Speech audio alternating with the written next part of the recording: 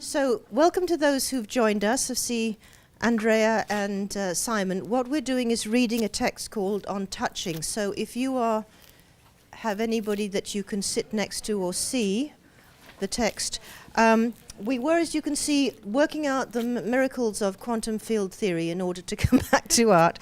So, we're going to continue to read this and discuss it, and then in the final session have some more stories. Yes. But at any point, if you want to say something or add things, apart from the difficulty of having to have this object, do say so, because we've probably kept you in enthrallment so far, but words need to come out of everybody's mouths if they wish to ask questions. Is that okay? You all feel empowered to say, I don't get that, or I'm not getting this, or whatever. Okay?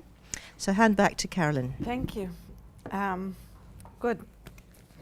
So we had arrived at the point where Karen Barad is going to discuss touching no longer from the perspective of classical physics, where touching is actually not touching but resisting touching because of the particle charges of the electrons that resist each other. And now we're going to go out of that into her way of seeing it, touching from her experience in quantum physics as a physicist herself. Now, where were we? For now, I simply note pace Democritus. Is that where we were? Yes. Okay. So, for now, I simply note pace Democritus, that particles no longer take their place in the void. Rather, they are constitutively entangled with it. As for the void, it is no longer vacuous. It is a living, breathing indeterminacy of non-being. That's the subject of her, of the other text you have, the notebook, which is about how the void is full and empty, and it's not empty at the same time.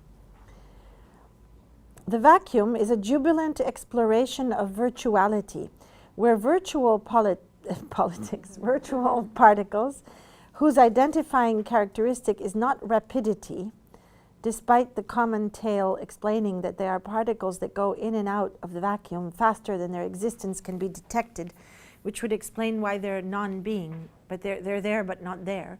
So the common tale is to say that they're so fast, they're sort of not there, but rather indeterminacy, as having a field day performing experiments in being and time. That is, virtuality is a kind of thought experiment the world performs. So this is an amazing idea. Yeah. Yes. It's nice that they say a field, what were you saying? Field? Well, she said field day because she's Yes. talking about field there. It's just lovely Yes. the way she uses language. Yes. Particles are having a field day. Yes, and a field day in normal speech is going out of the class to go into a field of experimenting, like, Yeah. okay, or a field trip is what? What's a field trip? Field trip. A field trip. Well, it implies more than that. It also implies a special day as a more kind of everyday term. It means it's actually just having a field day Is a day off a also. day off, well, yeah, a day off or a, kind of a day of pleasure. Yes. So what she's saying here is that virtual particles, which need to exist for the theory of quantum to work, and are somehow virtual and therefore not there, they are necessary, and they are there because it is the relationship between the virtual particles and the non-virtual particles that makes the quantum field, right?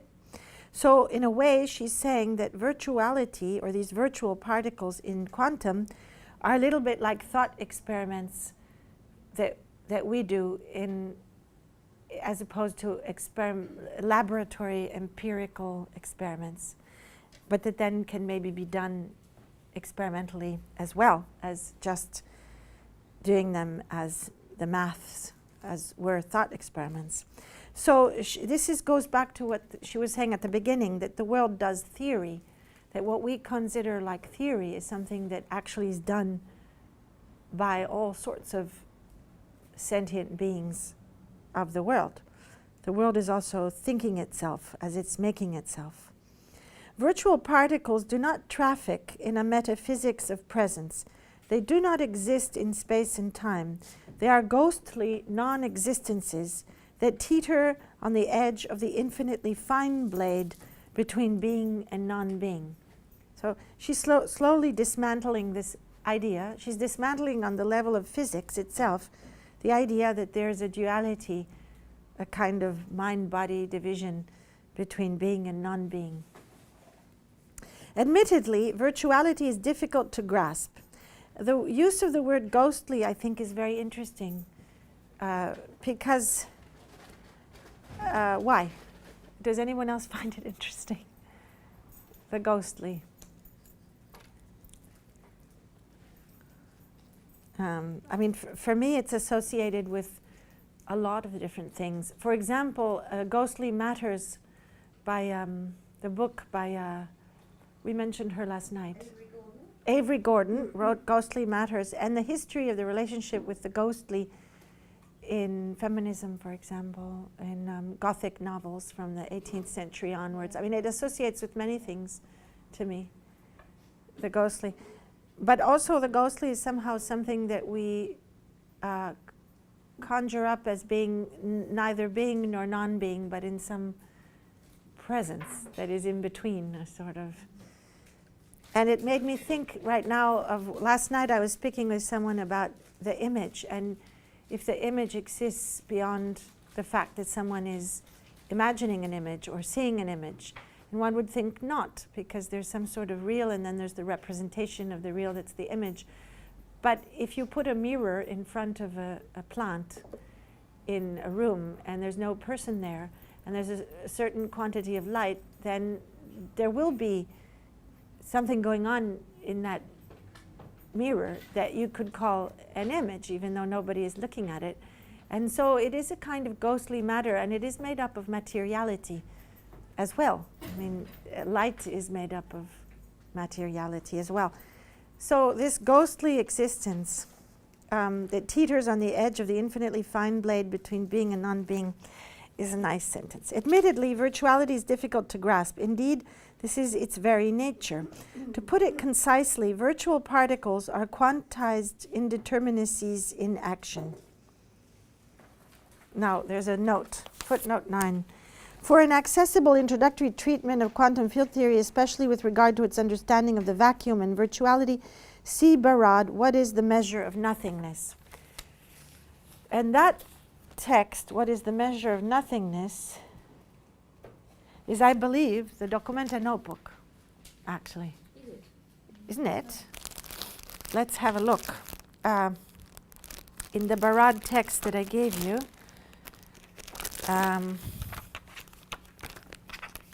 unless she wrote another thing called What is the Measure of Nothingness?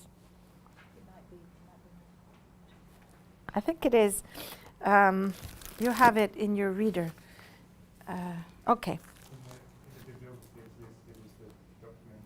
Good. Okay. Which is another really strange time loop that's going on, because we're reading an article by Karen Barad, which was someone who influenced my thinking through her other books for the dOCUMENTA, but this article is written after, and she's referring to the publication she made for the dOCUMENTA. So for me, it's a very interesting time warp, kind of, about the way we know things, because the way that I know things is she comes before, not after. It's interesting. So the next paragraph is Troubling Matters, Infinities, Perversities, Hauntings. Troubling matters. Okay. When it comes to quantum field theory, it is not difficult to find trouble. It is not so much that trouble is around every corner. According to quantum field theory, it inhabits us and we inhabit it, or rather, trouble inhabits everything and nothing, matter and the void. So that reminds me of Donna Haraway's sentence when she says, staying with the rubble and being in the troubles. The zone between, is it, when she speaks in her books, When Species Meet, about dogs, humans, and significant otherness, or even in the Cyborg Manifesto, she speaks of that area that is not the technological and not the bodily, but that gray zone of the troubled area in between. And if you think about dogs, they are both non-human, but they are also co-evolving. Actually, it's an interesting intra-action, the so-called dog and the so-called human, because we could argue that there were no humans before dogs and there were no dogs before humans, because in some way there's a co-evolution. There might have been some sort of ancestor of wolf and or dog in some sort of wolf types, and some sort of ancestor of us. But there are no cemeteries with bones that have human settlements without dog bones in the same settlement. So this is a very interesting trajectory. Yeah? How does, for example, Deleuze and Guattari's becoming animal? Yes, very badly. It sits very badly with me. And it sits very badly with this way of thinking. It's a long story. So you want my opinion, obviously. Yes, because there is no objectivity in this, obviously. I think that Deleuze uses this devenir animal coming from Nietzsche, right? So Nietzsche has this question of vitality, and the question of becoming animal is something that he even speaks about in Ecce Homo, in his last book, although very briefly. And Deleuze got it wrong. My friend Vinciane Després, feminist ethologist, philosopher as well, who lives and works in Belgium, and who is one of the most knowledgeable people that I know about human, non-human relations within scientific fields or within work fields. So she is studying, for example, the relations between farmers and pigs, or looks at the rat and the scientist in the experimental lab with rats and so on. And she notices through her interviews and quote-unquote field research and so on, that often there are cases where the rats are teaching the scientists what they're supposed to do, you know, that like an older one will be kind of helping to how to do it right.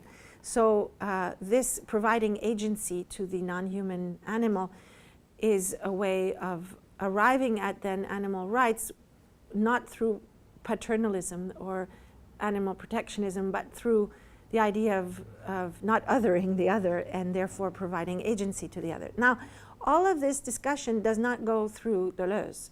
Deleuze is not interested in that. I think Deleuze sees a contrast between the bourgeois society and the so-called pack. What he uses the word pack in that chapter that, when he's speaking about the wolves. And he's somehow idealizing this non-bourgeois society that would have this ability to be part of the pack and out of the pack, to be autonomous and within. And he uses the the omega wolf actually as an example of that, but he doesn't call it omega wolf. And he got it wrong because in those years they didn't realize that that behavior of wolves was only the behavior of wolves in captivity. So wolves that are not in captivity were not studied in the 70s and 80s. And there was no knowledge that, for example, they have mostly nuclear families, 5-6, they live 5-6 together, and the wolf, when the wolf becomes a little bit adult, the wolf will leave the family and found a new family somewhere else. Whereas in captivity, they become groups of much more, 12, 18, 20, because they are unable, he was using the studies from the Pyrenees of the wolves, and they are unable in those, I only know this because Vinciane told me this. I mean, I don't, and studied this question. And in the Pyrenees, it looks like it's wild, but it's not a so-called wild environment. And what is a wild environment? But let's say it's a captive environment. And in the captive environment, they will stick together. They will not be able to found nucleus of new, small, more nuclear family type situations. So they become the pack. And then they will always create the omega wolf, the one wolf that is on the edge, stays away from the group, kind of in and kind of out, and that usually is killed and battered and mistreated by the others. If you take the omega wolf out, it will be reconstructed. They will make another omega wolf so it's a kind of a sign of a traumatic condition of lack of freedom of wolves that paradoxically was identified with the behavior of wolves in the idealized animal, of the devenir animal. And in that chapter, he also lashes out in a very violent way against the Freud and Freud's reading of the little story of the wolf man. And he says that Freud only knew his puppy and his dog in his house. And of course, that is an alarming moment, because it is a typical patriarchal way of, I mean, of course, there are situations that are absurd of infantilizing non-human animals in pet situations where the animal is not challenged in training to use the brain and to work and play in an intelligent way. So they're infantilized in ways that are kept, like in, wrapping a baby and just taken out to pee with a leash. So for me, the problem is more the leash and also the legislation around leashes than the problem of being with dogs. So Deleuze's kind of hatred of the dog and love of the wolf is, I think, a very naive kind of 68, pensée 68 in its worst way, in its worst version. But it doesn't mean that there aren't wonderful things that I love about Deleuze's Mille Plateaux. I mean, but that is not one. It was just that idea of becoming, obviously, that they use across strata, and obviously they're also the very controversial one, becoming woman, that has been challenged very much. Yeah. By people like Barad, and etc. Absolutely. And in that chapter, he speaks about the flying vaginas, remember? Yeah. Yeah. Anyway, I mean, I think we can get off of Deleuze. Times, yeah. yes. But why were we there anyway? Oh, the troubles, because of the dog question. Yes, this is a very interesting, it reminded me of Donna Haraway's Staying with the Rubble and Staying with the Troubles, and these troubled zones where you cannot really distinguish what is the so-called human intervention in the existence of the peach, and the peach making us, or us making the peach. You know, there were no peaches either until there was grafting of certain, plants and nurturing them in certain ways so that the fruit over centuries and centuries actually developed the way that we know it, and continues to change in the ways that farmers continue to change and modify the food that they grow. So a kind of grassroots genetic modification is farming per se. And so this has nothing to do with this article, though, so I think we should go back. But I was the one who did it, so thank you for the question, to go off, because it just reminded me to Staying with the Trouble, and Donna's speaking about not eschewing the problem of that area of, I mean, the dog is there because the dog is part of civilization, and it is part of the urban environment and the farming environment, and they are human in a way, but they are also making us human. I mean, and a paradoxical story that I always tell people, which is wrong, it's false historically, but I like to say it in terms of speculative fabulation, is that it's wrong because there's a long time between the bones of dogs and the bones of humans found in all stationary settlements around the world. It goes back to when there is no more nomads, right? So it actually has to do with maybe 10,000, 13,000 BC, not more. But I like to tell the story that is wrong because temporally it's much before. That somehow the dog comes when the human stands up and wants to compensate a loss of ability.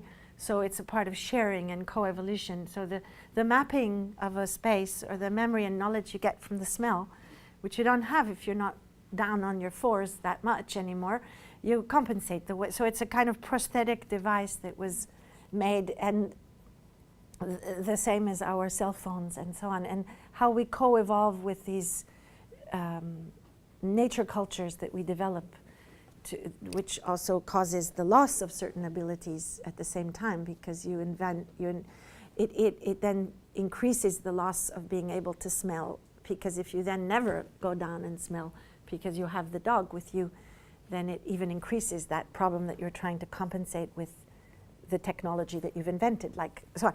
But to go back to this, the troubles. We have to read. Can I interrupt? Yes. One moment, because there's two. Yeah, I need Two dogs. two dog stories. Oh. You just need to add into this. One is they're doing contemporary research now on the fact that dogs can smell the presence of deadly diseases in bodies. Mhm. So they're using dogs diagnostically to identify cancers that are Absolutely. subclinical Yes. through this extraordinary question of smell. And the other thing, which is about Freud, was Freud took his own life at the point at which his dogs could no longer bear to smell him because of the nature of his cancer, the poison in his mouth. And when he felt that the dogs could not bear to be near him, he decided. That's very interesting. It's also, again, a kind of intra-dying, living and dying together. Yeah.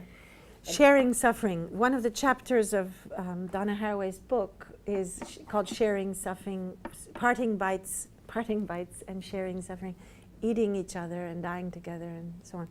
So that's a really beautiful dog story, which I guess did not know.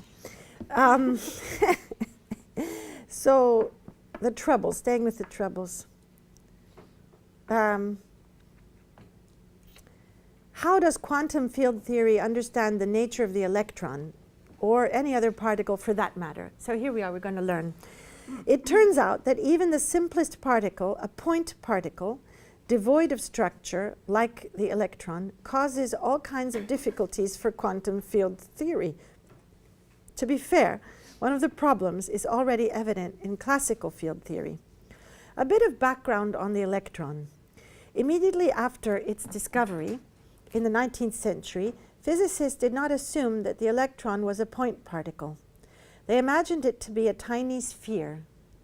However, if you think of an electron as a tiny spherical entity with bits of negative charge distributed on its surface, and remember that like charges repel one another, then you can see the intractable difficulty that arises from this model.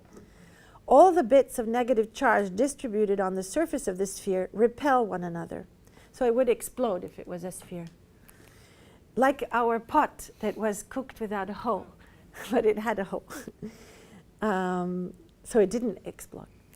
And since there is no positive unlike charge around to mitigate the mutual repulsion each bit feels, the electron's own electromagnetic self-energy would be too much to bear. It would blow itself apart. Such stability issues pointed to the need for a better understanding of the electron's structure. In 1925, the Russian physicist Yakov Ilyich Frenkel, that's not Frankel, but Frenkel, offered a different proposal. The electron is a negatively charged point particle. That is, the electron has no substructure. In this way, he eliminated the difficulty of the mutual repulsion of bits of charges distributed on the surface, because there were no bits of charge here and there, just a single point carrying a negative charge. But the attempt to push one instability away just produced another. For if the electron is a point particle, and therefore has zero radius, then the self-energy contribution, that is, the interaction of the particle with the surrounding electromagnetic field that it creates, is infinite. Frenkel believed that this paradox could only be resolved using quantum theory. Not only did the infinities persist when quantum field theory tried to resolve the problem, they multiplied. Here we go into one of the two schools of physics, of quantum. Indeed, infinities are now accepted as an integral part of the theory. Marks of self-interaction, the trace of the inseparability of particle and void. Specifically, the electron's self-energy takes the form of an electron exchanging a virtual photon, the quantum of the electromagnetic field, with itself. This is why you say that it's kind of a strange querying of theory also. It's interesting. Richard Feynman, one of the key authors of quantum field theory, frames the difficulty in explicitly moral terms. Instead of going directly from one point to another, the electron goes along for a while and suddenly emits a photon. Then, horrors, it absorbs its own photon. Perhaps there's something immoral about that, but the electron does it. Like a police car. A police car? It always reminds me of a police car. Struggling along there, it goes, no, no, no, no, no, no. But then it doesn't absorb its own. Goes back again. Oh, yeah. But that would be turning on and off. Hence, the infinity associated with electron self-energy and other related infinities wind up installed. This is so fantastic that this happened. We all were so still. Why? We weren't moving. Wind up installed in quantum. It just reabsorbed the photon for us. The infinite photons. Wind up installed in quantum field theory as intrinsic perversions. Let's look at number 10 note. The moral fabric of the theory and the particles whose behaviors it purports to explain are widely questioned in quantum field theory. To offer a couple of additional examples, Kaiser takes note of common references to the, quote, sickness, unquote, of quantum field theory, to the virtual particles as, quote, naughty school children. So, apparently, touching oneself or being touched by oneself, the ambiguity, undecidability, indeterminacy may itself be the key to the trouble, is not simply troubling, but a moral violation, the very source of all trouble. The electron is not merely causing trouble for us. In an important sense, it is troubling itself, or rather its self, as we will soon see. That is, the very notion of itself, of identity, is radically queered. Gender trouble for sure, but that isn't the half of it. Then there is the question of whether what is really at issue is not touching oneself per se, but rather the possibility of touching itself. This is a bit Heideggerian.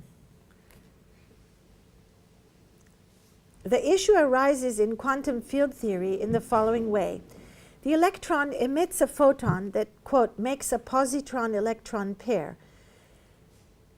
And, again, if you'll hold your moral objections, the electron and positron annihilate, creating a new photon that is ultimately absorbed by the electron, writes Feynman. Note 11. According to quantum field theory, most kinds of particles have corresponding antiparticles, that is, particles with the same mass and opposite charge. For example, positrons are antimatter electrons. When positrons and electrons meet, they annihilate each other, producing photons. The reverse process can also occur. Photons can turn into positron-electron pairs or other kinds of particle-antiparticle pairs. Real particle interactions must conserve energy, but this is not the case for virtual particle interactions. I suppose this is a development after many, many years of the fact that light can be both particle and wave in a way. I mean, this kind of indeterminacy and uncertainty in its, this is my imagination, but in its developments would end up turning into a situation like this. I was just going to say, one thing that's always struck me about this are two things, which is that if you go on the question of what did scientists have to do in order to be able to jump out of certain paradigms for understanding the world, which were based on these Newtonian stabilities, which are also based on the same philosophy system, is that there's something stable enough for somebody to observe and thought to be the work of analysis of this object.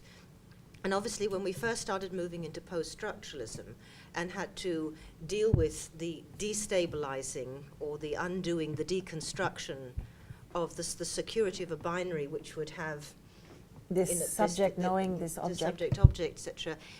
It was perfectly possible to enter into it, but of course we know that when the scientists started off, they were reading James Joyce, or they borrowed Quark. They had this thing, and then I remember there was a famous television program about 20 or 30 years ago when most of you weren't around, but I was still watching television in that arcade. But it was really about the relationship between microphysics and astrophysics, and it was one of those wonderful kind of moments where very high-powered people explained something of these two levels Yes. in which people were trying to think what, Yes, the what were edge of the black holes hole, and the all of that string stuff, theory, and then and then actually yes. this level and quarks Yes. and charms and all the rest of it, and just thought you could only make sense of it if you have a capacity to enter Yes. into thought through poetics.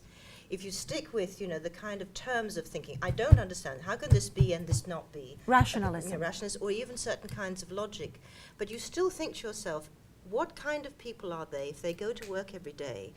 This is what they have to kind of, they're literally inhabiting this kind of universe with a certain level of these brilliant Bright-Af type machines that are produced for the testing out of this. I mean, like the Yes. the accelerator. Yes, and yes, then they in finally Geneva. say, we Yes. hypothesized for years and years there's got to be this, whatever it is, this thing they've just discovered at CERN.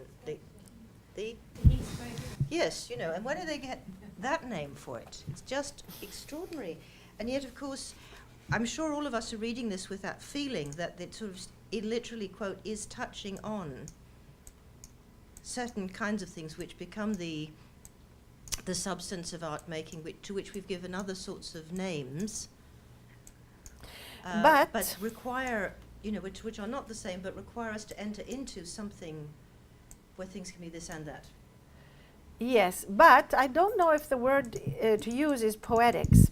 I mean, if I were to be speaking with Anton Zellinger about this question, he would probably say more complexity and multiplicity. So there is a very strong reasoning going on in quantum labs. I was trying to get a picture of his studio, his lab, because it's all, it's all lenses, mirrors, optical devices, and wires. But here, to show you Anton Zellinger's place, because we're talking about these scientists, but we're also talking about feminist studies being in the lab, situated studies, material studies. So let's look at, if I can find Zellinger pictures, what it looks like, because it's very interesting to see what it looks like. So you can see his notebooks. Just these are this is not what I wanted to show you, but it certainly gives you the sense that he's using reasoning. It's not like. But poetics doesn't mean not reasoning. But there is a lot of reasoning going on there. These are his notebooks for when he figured out how to transform the Gedanken experiment, the thought experiment, into an actual embodied experiment of photon entanglement, which is the big shift was when we could move out of the theory of quantum physics into the actual seeing it, how it works in the world. And then the next step is to see that the world is doing this. The world is theorizing and thinking and telling him how to do it. That's Anton. Oh, that's the entrance door to his institute. That's his desk, or it's a sort of staged one, but that's actually the institute in Vienna. Okay, that's a good picture. That's what it looks like. That is not the art student, it's the quantum physicist, and that's what they spend their day doing. They make all these like ricochet of little with laser, and then they split the photons, and then they entangle them in different ways, like entangled for color. For example, if something is one color, then the other one reacts in a connected way. These are people in his lab, and those are the things that are in his lab. Okay, that's enough, I guess, just to give you that sense, I hope, that we go back to the sense that I think he would answer. It's a question of the ability to hold contradictory things, or apparently contradictory things, and very complex things in one's practice and in one's mind, as opposed to the idea that there is pure some sort of fantasy going on. Yeah. But I think that it's true very much what, as we said earlier today, that science is scienced by the world, and so that it is as much providing models for us to fantasize on, or tell stories with, or imagine with, or act with, or live with, or die with, as much as it is the result of the I guess historical, economic, political, social, and environmental times that then allows to see the world in a way or in a different way. So that's also an interaction going on. So we were at this business of touching itself. Okay, so in fact there is an infinite number of such possibilities, or what physicists also refer to as an infinite sum over all possible histories. The electron not only exchanges a virtual photon with itself, it is possible for that virtual photon to enjoy other interactions with itself. For example, it can vanish, turning itself into a virtual electron-positron pair whose terms subsequently annihilate each other before turning back into the virtual photon, before it is absorbed by the electron. So dances, frenetic dances within dances of matter, mattering itself. Someone asked me if I was like a New Age person once after talking about these things. Now, I see nothing wrong with New Age, actually. I mean, New Age of the 70s was simply one iteration of something that goes back to theosophy. There's nothing wrong with Madame Blavatsky and reading all of that, and Rudolf Steiner, and why not, you know? We can go backwards. But I think it was a kind of an insult or something. But anyway, there is something a bit related to early religions, to early pre-monotheistic religions in all of this, a kind of Buddhist vision of matter and the way matter circulates that is going on. And in fact, it's very interesting that the Dalai Lama wanted to meet Anton Zellinger, and Anton Zellinger went to meet the Dalai Lama during the years that we were preparing the Documenta. And when he came back, I said, what did he say? You know, and I think he brought Anna Bogigian with him, because Anna Bogigian heard that the Dalai Lama wanted to meet, and so they went to India. And she's part of this story, this entangled story of Documenta and Dada. And the Dalai Lama basically said that they think the same things, but that Anton doesn't know why. Why it is the way it is. Okay, so back to this business. And so on. This is, where are we? Oh yeah, and so on. This quote, and so on, unquote, is shorthand for an infinite set of possibilities involving every possible kind of interaction. She uses the word interaction here, with every possible kind of virtual particle it can interact with. I don't know why she does, but she's now, yes, she does, because she's now speaking about two things that actually exist. They are not coming into the world in the moment of their interaction, but they're actually existing and then interacting, absorbing each other, itself. That is, there is a virtual exploration of every possibility. And this infinite set of possibilities, or infinite sum of histories, entails a particle touching itself, and then that touching itself, and so on, ad infinitum. Every level of touch, then, is itself touched by all possible others. Hence, self-touching is an encounter with the infinite alterity of the self. Matter is an enfolding, an involution. So she uses the word that she takes from others. I think she quotes it also. It cannot help touching itself, and in this self-touching it comes in contact with the infinite alterity that it is. Polymorphous perversity raised to an infinite power, talking about a queer intimacy. What is being called into question here is the very nature of the self, and in terms of not just being, but also time. That is, in an important sense, the self is dispersed, diffracted through time and being. The problem of self-touching, especially self-touching the other, this is a beautiful concept, I think. Because indeed, when we touch the other, we are also touching ourselves. And I think even Levinas is writing that. Not Levinas. I think there is something in Levinas about touching and the limits of touching. But I mean, I meant now the Merleau-Ponty that you're referring to, that touching the other is touching oneself and so on. And in terms of touching not others but things, there's that famous Sartre speaking about phenomenology in philosophy, in existentialism, when he writes about touching the bridge in Paris and this experience of touching this matter of which the, not banister, but the edge of the bridge is. Polymorphous, so where were the problem of self-touching, especially self-touching the other, is a perversity of quantum field theory that goes far deeper than we can touch on here.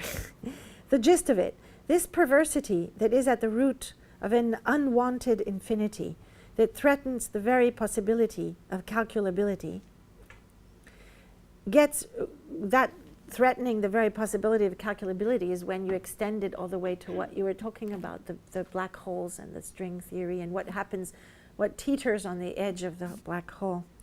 So that threatens the very possibility of calculability gets renormalized. What? The gist of it. This perversity that is at the root of an unwanted infinity that threatens the very possibility of calculability gets renormalized. Obviously, should we expect anything else? How does this happen? It turns out that there are two different kinds of infinities, perversions involved. Most of the focus in quantum field theory is on the perversion of self-touching. But there is another that has to do with the nakedness. Nakedness. That brings us to her referring to l'animal que donc je suis in the title of this essay, because in l'animal que donc je suis, Derrida speaks and starts it off with, what does the cat think of me when I'm naked in front of the cat? And I, of course, would say, I don't think the cat thinks anything in particular, nor do I really care about what the cat thinks about me when I'm naked as opposed to dressed.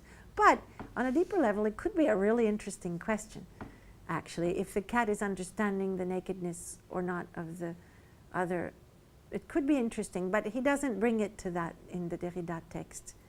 I think he's bringing it to providing the other with agency and dismantling the human exceptionalism of philosophy up to then, which, as we now have discussed, is actually only the human exceptionalism of the philosophy determined by what was philosophy and excluding the non-human exceptionalist philosophy, which is contained in ethology. So it's a kind of a paradox. But this is where she speaks, why she speaks about, uses that title, I think. So we're now going into a question of nakedness. In particular, and at the beginning of the essay, you may notice that she used the word bare and barely grazed the surface. So I think there's actually a very interesting textual analysis that could be made of this text if one were to look at it as a piece of literature. Very beautiful way that the words come and go and then diffract and refract and infract. So in particular, there is an infinity associated with the bare point particle. That is, with the perverse assumption we started with, that there is only an electron, the undressed bare electron, and the void. Now this, what I'm doing right now, has nothing to do with this text. It's one of those distractions. I think that we talked about distraction yesterday, trajer in another direction. What comes to my mind now is Agamben and bare, the bare self, or bare life, and the misunderstandings of bare life also that were made in many readings of Agamben's text, but also that when Agamben speaks about the non-human in l'aperto, in the open, I think there are a lot of problems. So maybe next institute we can bring that text. There are a lot of problems because he actually is referring to the non-human animal in the same text where he speaks about bare life and the slave and the freedom and so on, in the way that Heidegger used the animal as not knowing that it is a kind of life without knowing, without language, and without knowing that we shall die. And this kind of lack of awareness that would define the kind of bare animality. But at the same time, he speaks about Uexkul in Agamben does, and Deleuze does not. I don't think Deleuze, I'm not sure, but this might be wrong, but I don't think Deleuze quotes his sources fully. He takes a lot from a man called Uexkul, that we shall read in the next one, who was the founder of ethology, basically, in the late 1800s and early 1900s, and who spoke about the Umwelt of each type of insect or animal or life form, And so that we mustn't compare the intelligence of the tick with the intelligence of a human, because each has their own Umwelt, and you can only measure it within that world. Which is true and false, because there's an interaction of all the Umwelts, and there's a constant reconstruction of the Umwelts. But this idea of the Umwelt actually gave birth to the kind of respect towards the worldview of the different sentient beings, whether it's a cell or a microbe or a worm, or that brought to the respectful work of ethology. And Deleuze, and he speaks a lot about the tick and the spider, and Deleuze speaks a lot about the tick and the spider, but I don't think he quotes Uexcul officially or openly, but Agamben does in his text L'Aperto, where he also speaks about bare life. So this has nothing to do with all of this, except that it's an interesting word, bare. You know, what does bare mean? The German is bloß. Bloß. It comes from Walter Benjamin. It's das bloßes Leben. That's where Agamben gets it from. It's originally Walter Benjamin. Yes, and he is the expert of Benjamin for Italy. He's the translator of Benjamin, Yeah. and so of all of Benjamin is Also in Agamben. German would mean only. Yeah, it's life at the sort of what we would say it's barest. Minimum, yes. It's yes. minimum, which So Benjamin uses bare, meaning naked, no, or just only, meaning minimum. only. Yes, but in English we use the word bare to mean also without clothes. Yeah, but it's not. It's like the barest sliver of this. It's a kind of. But isn't it interesting then? It's even more interesting, this entanglement of things, because Benjamin uses minimum, and Benjamin uses a word which is not bare and not etymologically connected to bare. What did you say it was? Bloß? Bloß. Bloß, yes. Das bloße Leben. Yes, das bloße Leben, like los, but bloß, yes, das bloße Leben. So, but that's not related etymologically to the word bare, in no way, because there's no way that the L can become R in any history of Germanic philosophy.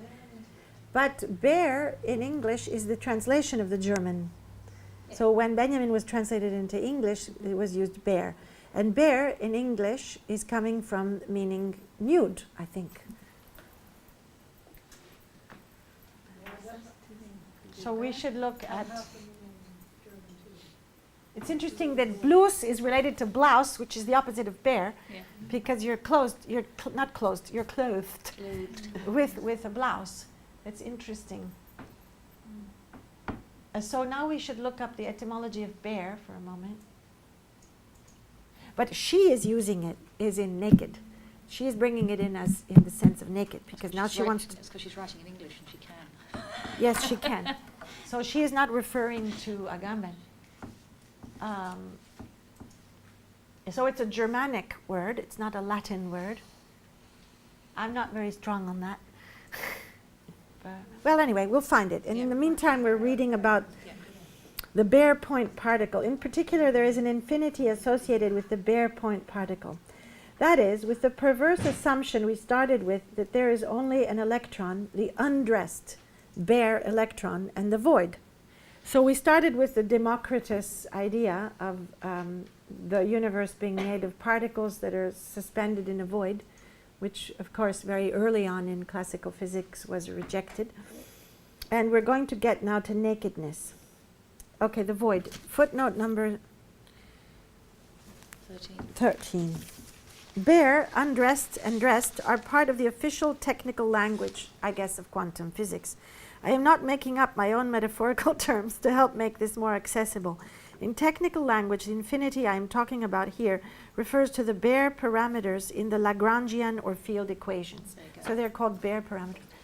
Yes, so the cancellation goes this way. The infinity of the bare point particle cancels the infinity associated with the cloud of virtual particles, quote unquote. In this way, the bare point particle is dressed by the vacuum contribution, that is, the cloud of virtual particles.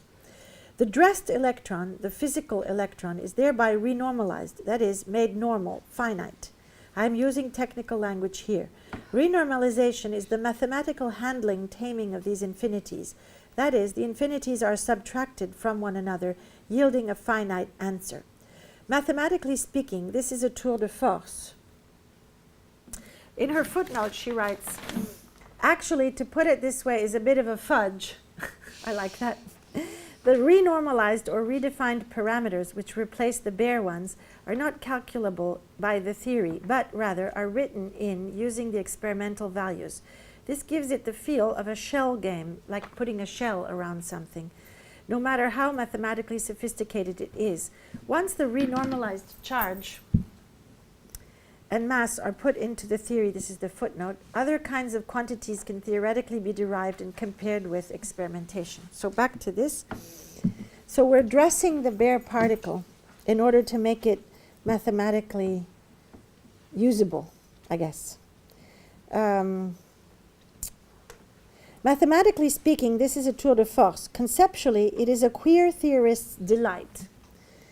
It shows that all of matter in its essence, quote unquote, of course, that is precisely what is being troubled here, is a massive overlaying. A massive overlaying.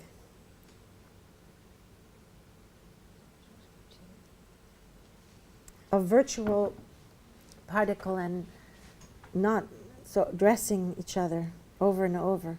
No doubt, the fact that this subtraction of two infinities can be handled in a systematic way that yields a finite value is no small achievement, and a very sophisticated mathematical machinery needed to be developed to make this possible. Nonetheless, whatever the attitude concerning the legitimacy or illegitimacy of renormalization, the mathematical operation of subtraction does not effect a conceptual cancellation. The infinities are not avoided, they are just handled.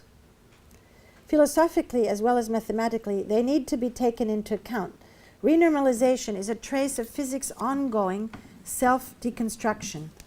This is interesting. It continually finds ways to open itself up to new possibilities, to iterative reconfigurings. Perhaps the resurfacing of infinities is a sign that the theory is vibrant and alive, not sick. I think this has something to do with what Griselda was saying about somehow, in order to grasp the physics, one needs a sort of poetics. But I think there is a constant remathematization. So it's like a challenge how to use mathematical thinking, reason, to deal with something that cannot be dealt with the mathematics that you have before. So it's a constant attempt at not taking a kind of leap of imagination, that of the amateur's leap of imagination, which is more typical of, for example, art. Yeah.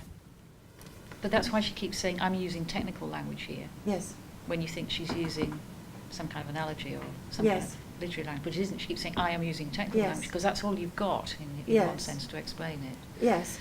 But it is an interesting kind of chasing after each other of the instrumental mind, not the instrumental mind, but the reasoning mind, to find the mathematics that will work to deal with that situation, for example.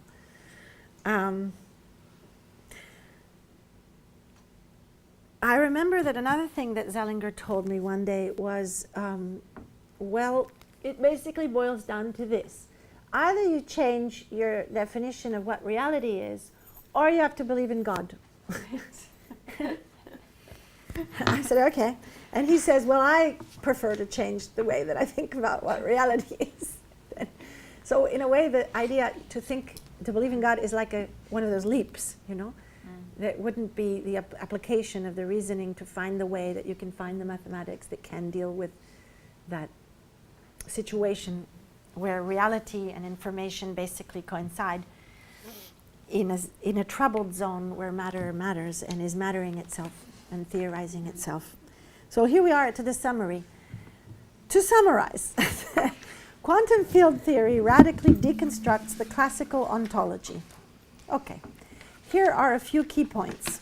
The starting point ontology of particles and the void. Okay, Democritus. A foundational reductionist essentialism is undone by quantum field theory. It's interesting that we use essentializing also in critical theory. So this is an undoing of the essentialisms of early physics, physical models. Physical particles are inseparable from the void. This is amazing. Because it's not saying there is no void, and it's not saying There is a void, and they are separable. And that's because of the virtual particles and those interactions. Physical particles are inseparable from the void, in particular from the virtual, that's what she said. I should stop commenting. In particular from the virtual particles in the void. And the infinite plethora of alterities given by the play of quantum indeterminacies are constitutive inclusions in a radical undoing of identity. And the unknown, the insensible new realms of indeterminacy, which have incalculable effects on mattering, need to be acknowledged, or even better, taken into account. So this is where feminist new materialisms and science studies can help, I think, in the task of weaving together and not breaking with our past. Because we are very close to breaking with the discursive, language-based, postmodern positions in, for example, object-based philosophy and speculative realisms. We are very close to a naive swing from the discursive to the objectual or whatever, as if it was the only also even political route to take in this virtual world of the digital that we are enslaved by. But it's a very dangerous route to take unless one is able to also somehow queer that and complexify that as well. But if we can do that, we can weave it together and we can actually get somewhere. Yes? How does Wilhelm Flusser come in there, for example, with, you know, like what you just said? I have no idea. How does it? No, because when you just talked about the discursive and then that, you know, like, okay, the discursive and then sort of after the postmodern era, that sense of going beyond language, and you just talked about the object character. I just wondered about Wilhelm Flusser, who talked very much. That's a nice name. He talked. He was Czech, and he's yes. He has quite a. He's quite a figure in German media studies, more so in the German world, I think, than in the Anglo-Saxon world. And in publications on photography, for example, like German articles will mention him more so than American or English-speaking people. Now, Flusser, he talked very much about developments in society, where he spoke first of the image world, obviously, and then language, how we have linearity through text, etc. And then he talks about computation, the computed image, and then also how the computed image, how mathematics, algorithms has not one-dimensional, but he talks about the zero-dimensionality of that. So anyway, I just thought that I don't know, because I don't know his writings, but you could bring it to the next institute, or we could have a look at it. I find quite amazing that his name is Flusser. Flusser. Yeah, Flusser. I think that's interesting, because I always think our names somehow influence. Wilhelm Flusser escaped Nazi Germany. He was from the Czech Republic. Yes. Went via Britain to South America, and had a fatal car crash at a symposium in Prague, in his native Prague. Well, that's traveling out. Let's look him up. Very, very tragic, very influential person. He was born in 1920. In terms of also the digital image, but also he was very pro-technology, not saying technology is something that is limiting, but he could also see how that was a way forward. Yes. So he's a student of Einstein. That's interesting.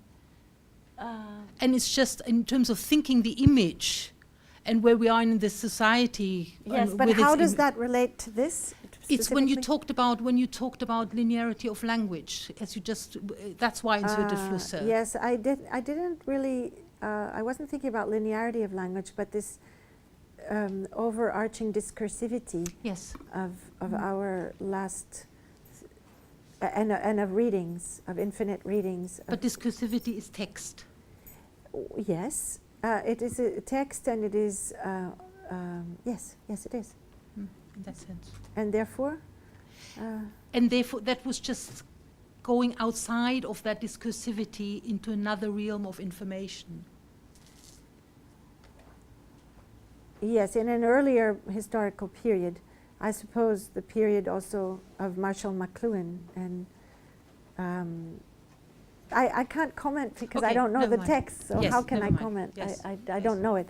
But I will read something, and if you would like to bring your reading of that in relation to this, I am interested. Is he being reread in ways to somehow move forward from the overbearing discursivity of our research over the last 20 years? Or is he being used for that purpose, or he's the being opposite? used in terms of models of how to move between image and text, and in relation to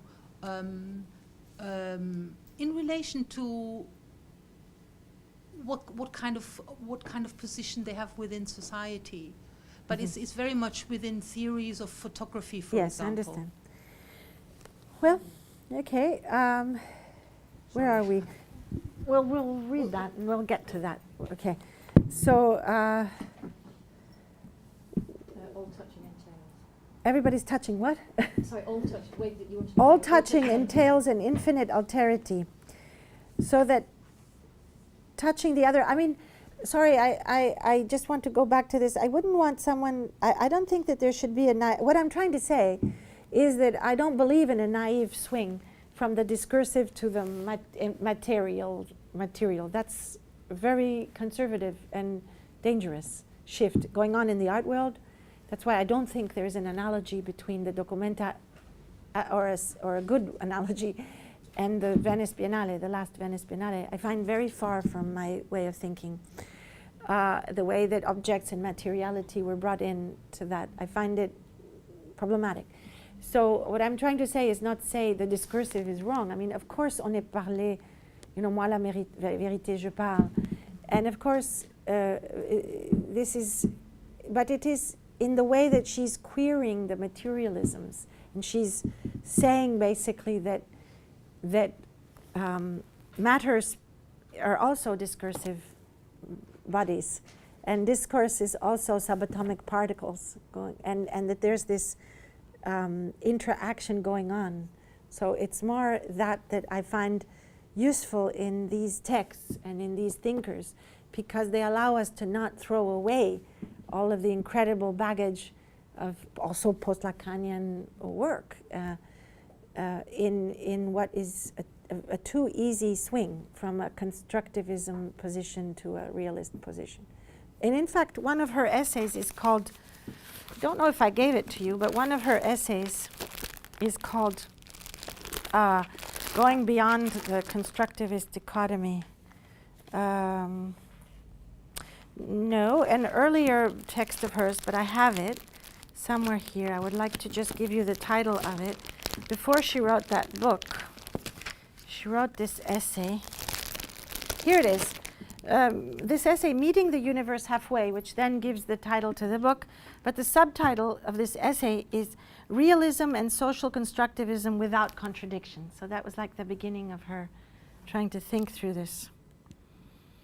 1996. Could I just intervene just in my kind of role as a facilitator in one sense, which is I think what Andrea's raising is obviously there's one set of debates which are to do with the question of a certain dominance of the linguistic over the imagistic. Which is and what also in one sense what Willem Flusser is dealing with is how do the machines that we use set the parameters such that we are, as it were, machined in the ways that we interact with the world, rather the ways people think they pick up a camera and take a picture, Yes. but in a sense the camera is picking us up is as well. is machining us. Yes. In a so there's a certain interesting kind of set, and he really has had an impact on the philosophy of photography. And I've used him in thinking about trying to propose that Abi Warburg produced photography philosophically, not just as a documentary thing. So there's a conversation I think to be had there. On the other hand, I think if any of you have contact with the American Academy, there will be three things. One is that the speed with which the American Academy en masse moves from one camp to another. So either this is good or this is bad. Yes. So constructivism, so particularly in feminism, social construction of gender absolutely dominates. If you even raise the question that might be something else that we've discovered in our seminar around sexual difference, you are immediately cast into the outer darkness of utter essentialist stupidity. How could you be so backward? That happened in the 80s or the 70s, okay? So we're also now in physics, so we're finding this a different thing because there is another set of parameters about sort of construction versus realism, which I don't think is the same as social constructionism and essentialism, let's say in feminist theory, right? But certainly we are talking about different kinds of turns. So we talked about the linguistic term, which encompasses structuralism, semiotics, post-structuralism, deconstruction, and then there's the affective turn, which is where everybody says, which is when they will become interested in Deleuze and affection, and a kind of different thing. And this is the problem, how to steer a course in the enormous generative creativity of thinkers without finding yourself having to decide, am I up to date? Are we, which turn should I be on? And they all happen in a very fast way. So I think what we're trying to catch up is how you keep certain kinds of conversations, which obviously, have their fields, and then where this kind of Hermes, this figure of not the demon, but whoever brought up Hermes, which is this sort of messenger who can come between them. But definitely we are in a phase where there's a kind of tendency towards putting away and denouncing the gains of the structuralist, Yes, post-structuralist that's what I'm thing. worried about. People no longer read Lacan. I had a student the other day said, I'm afraid to use the word ideology. And I thought, well, it's as if we've lost everything that the last 30 years produced, even while the process of continuously re-examining and deconstructing where we got to is being pressurized by the fact that the world is happening so much. I mean, the things that we are trying to think about, shall we say, the historical social materialism is happening, changing the world, etc. So I think what you're trying to say about not letting us find ourselves in swinging, but trying to bring certain things into the conversation which keep expanding our things. But I think that's what Karen Barad is doing, actually. Yeah. But if you swing backwards and forwards anyway, that's a very unmaterial way of dealing with your material. So, I mean, the thing is that the people who are thinking about this stick absolutely to their material and let their material think them. Enable enable them to think what they're thinking. It's when you depart from your material in an either-or move, okay, without letting the material move you onto your next move, that you get the swing. So it's a very unmaterial way of dealing with whatever the next thing is that comes along, because it's a break from where you were, rather than a move that at real thinking, you have to allow yourself to be thought by the next move, in a sense. You can't do the jump because you're materially breaking from thinking. Yeah, the throwing out of ideas, and it just get kind of brought to mind the Kleinian kind of ideas, and now the reparation and the kind of repairing. Did we speak about Melanie Klein? I think that briefly, but I read Yes. a lot previously That's as well. wonderful. Tomorrow we must go into that, absolutely, or even today. What was the relationship between that and what we're doing now? Just the idea of this kind of disparaging or discounting previous things, kind of disavowing ideas, and then having to reconstruct them somehow and put them back together again when you realise that they're kind of a bit useful. This kind of object relation kind of way. But I wouldn't say that Karen Barad belongs to a simple materialist turn. I mean, if you read Jane Bennett, if you read Samantha Frost and other authors who are in this so-called materialist turn, you might get that impression that there's a kind of denial, that there's this throwing out. But I think Barad is interesting because she holds it all. Because of quantum physics, it's possible to hold it all, as opposed to go in one direction or another. So it's a good exercise in holding it all, I think. Is that what we're talking about? I wasn't suggesting she was talking about throwing out. I'm just saying Yeah. in relation to you're talking about the swing from one camp to another. That's Yes. kind of. But some of them are. I think we should read Jane Bennett, because as much as I love Jane Bennett, it's almost like, it's like a revolutionary push towards the only thing that thinks in the world is matter. The electrical grid thinks. It thinks us. It makes us. So it's a complete swing to, away from the discursive. So it's by the way she uses language that she's interested in. yes, of course. Yes. Sorry, I mean, that's what's noticeable about this, is the care with which she uses language to Yes. try and hold what she's trying to say. Yes. So she's obviously really interested in the discursive, because it's allowing her to say this apart from anything else. Yes, exactly. Yes, and she's telling us how there are the languages, the vertical part, the virtual particle, or the dressing of it, that is also a language of matter and materials themselves. I'm talking in technical terms when it seems like Yes. she's using Metaphor, everyday terms yeah. or metaphor, Mhm. Yeah. because the quantum physicists have to use metaphor at some point because they can't say it. The models, they take that's very poetic, to take these words that for example, the cloud, Yeah. which then went from physics to the commerce to our so-called cloud. Yeah. But then in a sense it stops being a metaphor at that point when they take it on. When the corporations of communications take it on, it's proposed as a metaphor, And it becomes a but brand. it's a cage. Yeah. It's but they take it from the way that first it went from the cloud to physics, and then from physics to the corporation of communications. I want to suggest we go to the end Yes. of the section and then have another tea break because Yes. the coffee is waiting. Okay, outside. so where were we? All touching entails alterity. Yes, so that touching the other is touching all others, including the self, and touching the self entails touching the strangers within. Even the smallest bits of matter are an unfathomable multitude. Each individual always already includes all possible interactions with itself through all the virtual others, including those that are non-contemporaneous with itself. That is, that's interesting, speaking about time and time. That is, every finite being is always already threaded through with an infinite alterity, diffracted through being and time. This is the relationship with finitude, which is much more complex than after finitude, relationship with finitude.